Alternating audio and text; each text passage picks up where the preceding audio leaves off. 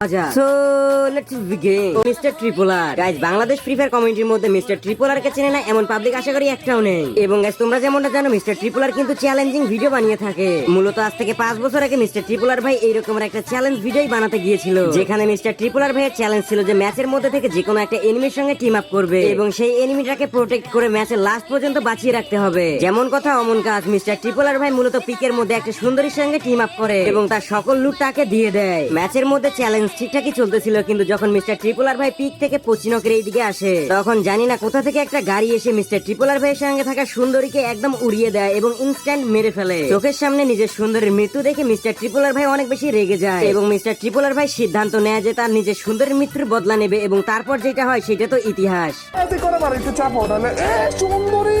जिसके आने से मुकम्मल हो गई थी जिंदगी চন্দর যদি আমি বড়টা না বাজাইছি।